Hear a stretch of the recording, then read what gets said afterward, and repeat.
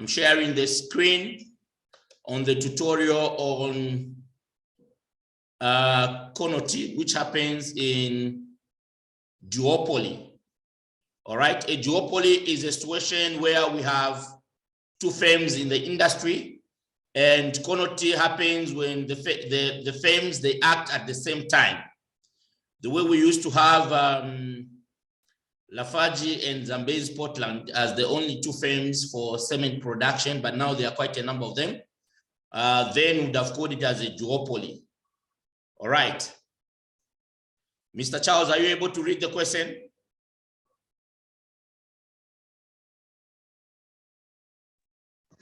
Oh, yes. Okay, just read through the question quickly, then we can start computing, and I'll follow through the way the question flows. Okay, so it says, consider an industry with two firms. Firms are identical and produce a homogeneous product. Firms have to select output, in brackets capacity, in order to maximize profits. Each firm knows its own total cost of production, the total cost of production of the competitor, and the industry demand. All right. Then we have, okay, I should continue? Okay, thank you so much. So when they say they produce a homogeneous product, it simply means that the product is actually the same. It's not different. All right. So we are considering an industry with two firms. Firms are identical and produce a homogeneous product. Firms have to select output capacity in order to maximize profits. Each firm knows its own total cost of production, the total cost of production of the competitor, and the industry demand. So we've been given the industry demand curve, which is P denoted by price. P is equal to 140 minus Q, where Q is Q1 plus Q2, as the case would be, meaning quantity for output one, for output in the firm in industry one, for firm one, and also the output for firm two in the industry. The total cost for firm one is 20 Q1, and the total cost for firm two is 20 Q2. So the Q1 and the Q2 there, they simply represent quantity one and quantity two. They have got nothing to do with the powers, like square or anything like that. All right. So the question would come to say, find the equilibrium price or the Nash equilibrium price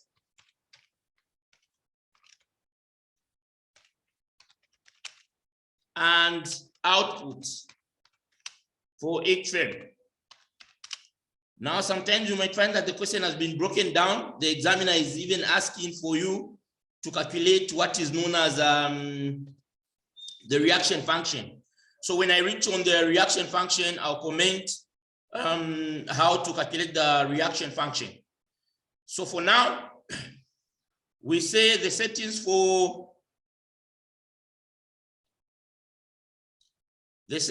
firms which maximize profit is basically marginal revenue should equal to marginal cost. All right. So if we are dealing with firm one, the first thing we need to do is to calculate the total revenue. How do we calculate total revenue? Total revenue is price multiplied by quantity.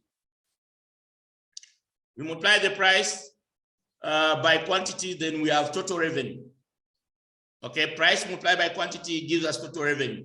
It's just clear. If we are selling 5 calculators, if each calculator is 5 kwacha, 5 multiplied by 5, it will give us 25. So that will be our total revenue.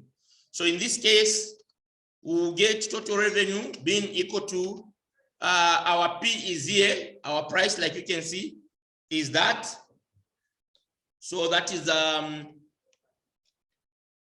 140 minus Q. Now remember the Q. The Q, there is a Q1 and Q2. So I'll put Q1 and Q2. So we have Q1 here plus Q2. And then the order of this, I need to multiply it by quantity 1. Why am I multiplying by quantity 1? Because I'm finding the total revenue. Because I'm finding the total revenue for firm 1.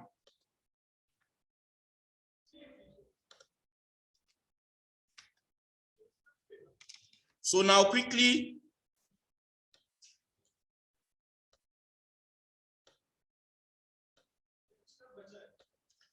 and I say it quickly, Boss Frida, when we multiply 140 multiplied by quantity 1, what are we going to have?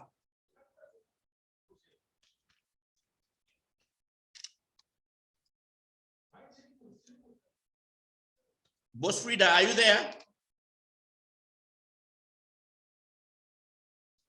We are multiplying this cube. We are multiplying by everything there. All right. I'll take the lead. So total revenue 1 will be equal to 140 Q1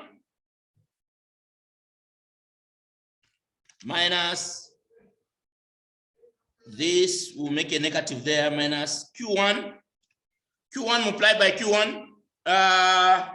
Boss Charles, Q1 multiplied by Q1.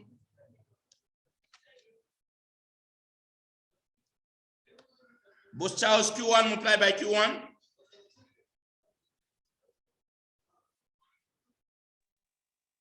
Yeah, sorry, let me just follow first. I'm trying to follow. Okay. Boss Nelly, Q1 multiplied by Q1. Q squared.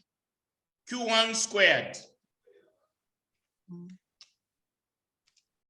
Sorry, this will not be a plus because of the negative which is here. There's a negative in front here. So it will affect that plus there. So it will no longer be a plus, it will be minus. Minus Q1 multiplied by Q2, it will be Q1 multiplied by Q2, like that. Let me do that. Any questions so far?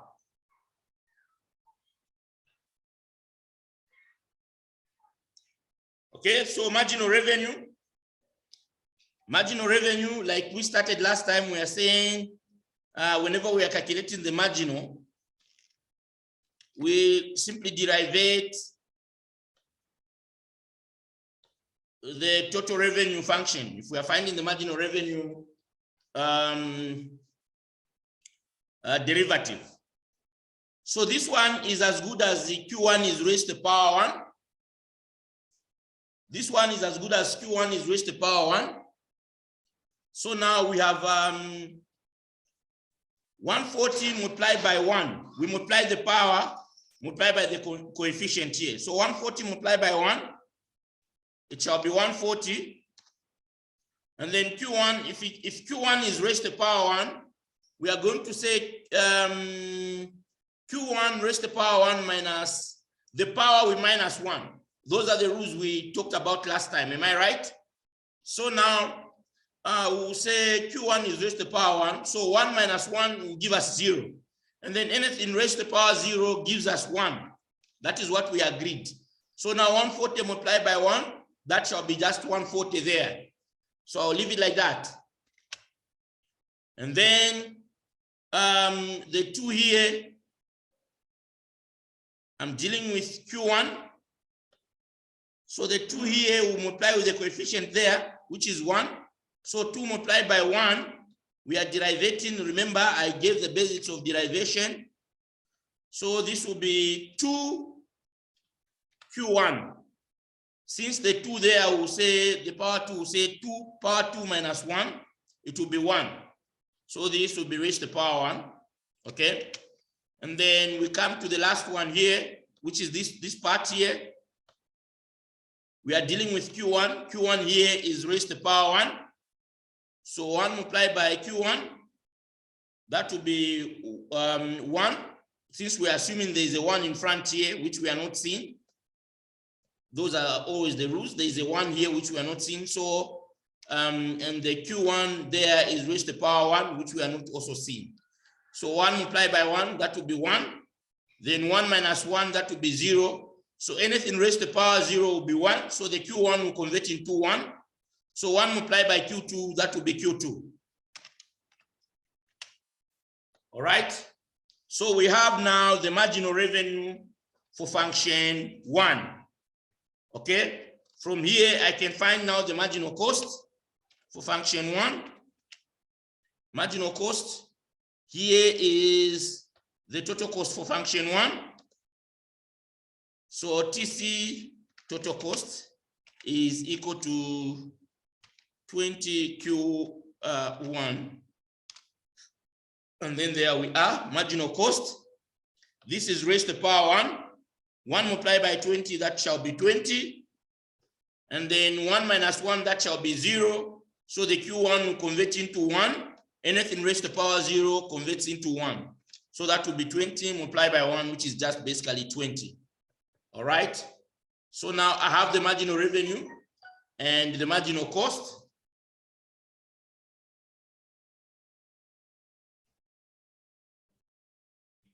I have the marginal revenue and the marginal cost.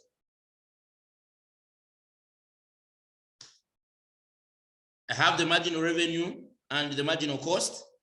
So I'm now saying marginal revenue is equal to marginal cost. So when I equate that way now, what I'm finding is what is known as the reaction function. Reaction function, where if I do marginal revenue is equal to marginal cost, I need to express it in terms of Q1. I want to make Q1 the subject of the formula. So we shall call that as reaction function for firm 1. All right. This is how we deal with the cournot. We cannot avoid it. It's one of the key exam questions. All right. So now my marginal revenue is 140 Q1. 140 Q1 minus 2Q1 minus 2Q1 minus Q2 being equal to marginal cost, which is the 20 there. 20 there. So I want to make Q1 become the subject of the formula. So now here we've got 2Q1 here. So 140 Q1 minus 2Q1, those are like terms. I'm getting, is it 138? Yes, 138. So I'll have my 138 here. 138 Q1 being equal to 20. This Q2 here,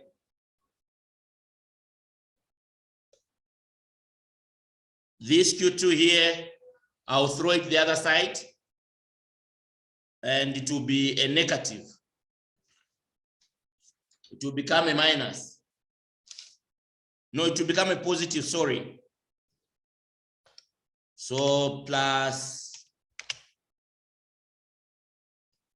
Q2.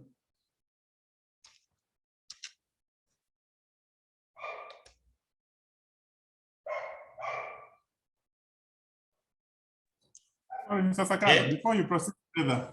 Hello? Sorry, before you proceed further, maybe I hang behind a little bit. Pardon? You are behind?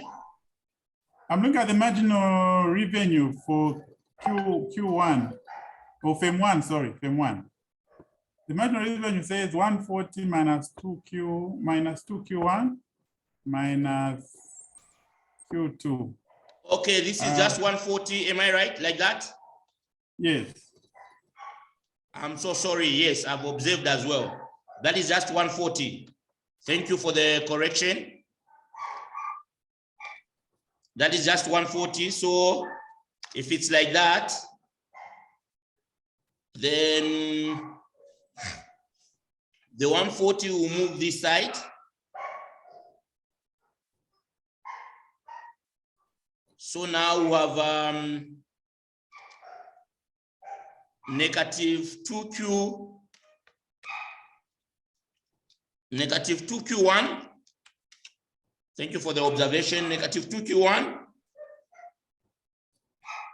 is equal to 20. Then 140 goes that side, it will be negative 140. Then plus Q2. Thank you. Well corrected. Thank you so very much.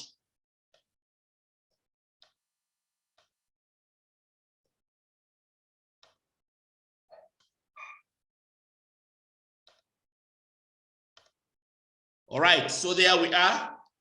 So now 140, 20 minus 140, that will be negative what? Negative 120.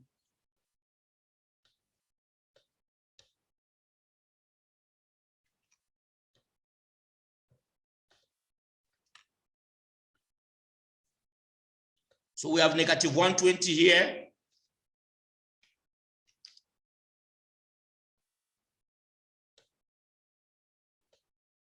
Yes.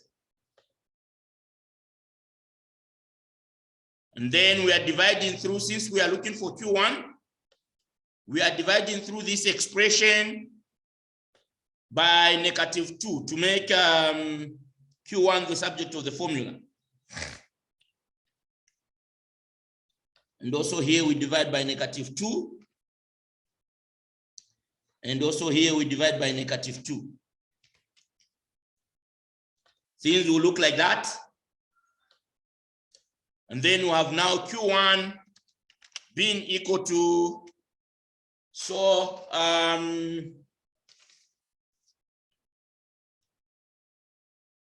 120 divided by 2, negative 120 divided by negative 2 will give us 60. Then 1 divided by negative 2 will give us 0.5.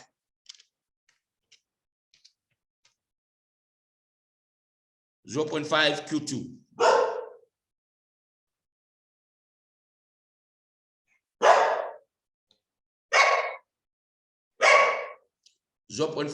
Q. All right. So now we have this expression. This is our reaction function 1.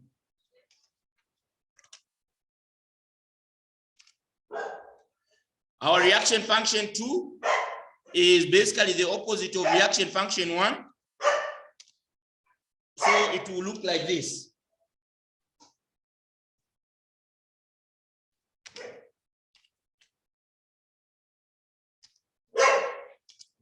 It will be Q2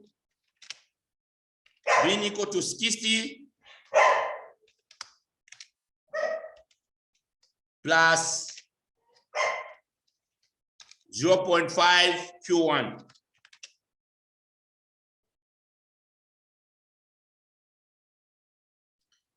Is that okay? But this one, the reaction function 2. Yes. There's a condition for it to be opposite. Is it always opposite? It's always the opposite, yes. All the time? All the time. So even if we were to process it, it will come out that way. Oh, really? Okay. Yes, sir. I thought maybe there are some conditionalities to meet. Pardon? I was thinking that maybe there are some conditions to meet for it to be opposite, the same all the time. Yeah, because what will basically happen now, we'll be finding with respect to Q2 the subject of the formula. So we'll be doing with respect to Q2. So you realize to say the same process will follow, and you realize to say when we derivate it, it will actually land into what it was. And when we do this, and then we make Q2 the subject of the formula, you realize to say it will actually follow the same procedure. Okay, so it's the same because the total cost is the same, right? Yes, yes. If the total cost was different, it wasn't going to be the same, right? It is the same. Yeah, it is the same because the total cost is the same. Oh, the total cost is the same. So if the total cost here was different for FEM2, maybe it was just say it was going to be different because the marginal cost is going to be different. But then in a cournot, if we are looking at an homogeneous product, we are simply saying they've got the same cost pattern. The same. Okay. Oh, because of the homogeneous product. Okay. Yes, sir. Okay. So now if we want to find for Q1, okay, solving for Q1,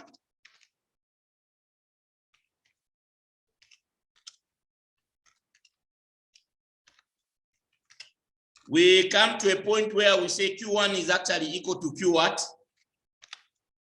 Q2. So in this formula, where there is Q2 there, we shall put Q2, which is this one. So now solving for Q1, there we go. Where there is Q2 there, where there is Q2 there, we'll get the Q2 here. Q2 is equal to that. Come and place it here.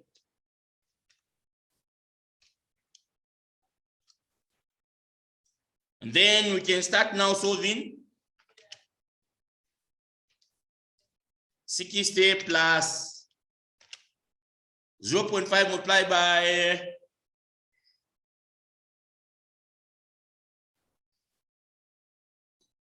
sorry, was the reaction function in order? I'm checking that. This should have been negative. Negative. It's negative, yes. Okay, thank you.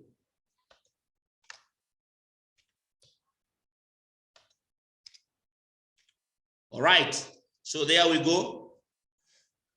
60, then 0.5 multiplied by 60, that is the negative 30.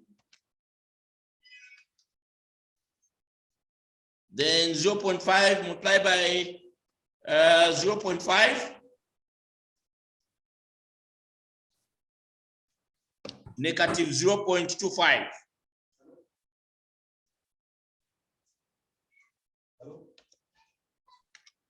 Negative 0.25.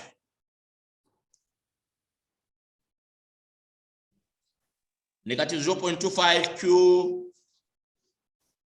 Q1.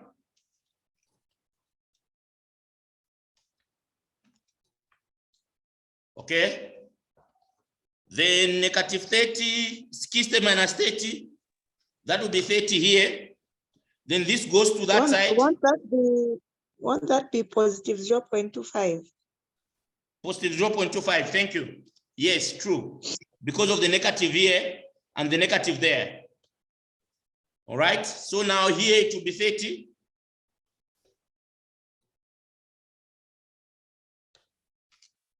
So now we have Q1 being equal to, no, we'll push it that side so that it becomes minus 0.25 Q1. Then is equal to 30. Then we'll say Q1 minus 0.25. 1 minus 0.25, that's 0.75. Being equal to 30. 0.75. Okay, so Q1 now will be equal to 30 divided by 0.75.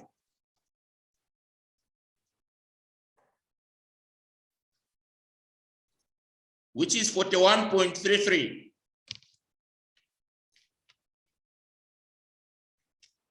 41.33 units. That is our Q1. Since Q1 is equal to Q2, that simply means that this will be the same with Q2. Q2 will also be 41.33 units. Then we can find the maximizing price. Mr. Sakala, Yes. is it 41.33 or 40? Maybe my calculator is failing.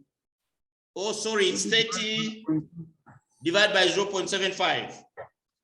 Okay, Yes. 40. 40, yes.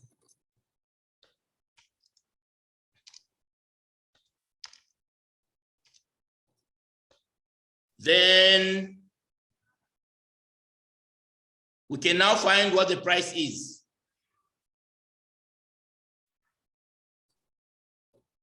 So the price is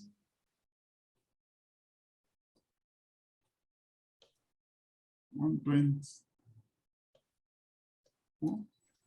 the price will be 100. yes, no, not 100, because in this there is Q1 and Q2. So this is Oh, 80. okay. Yes. So the price will be what? 60. 60. Thank you. Now I'm sharing the link on Google Meet because Zoom is about to expire. Then I'll discuss further with you just now. So just join through in on Google Meet so that we can discuss the profit itself. I did this for the sake of recording for those that are going to miss. So we found the profit maximizing price and output.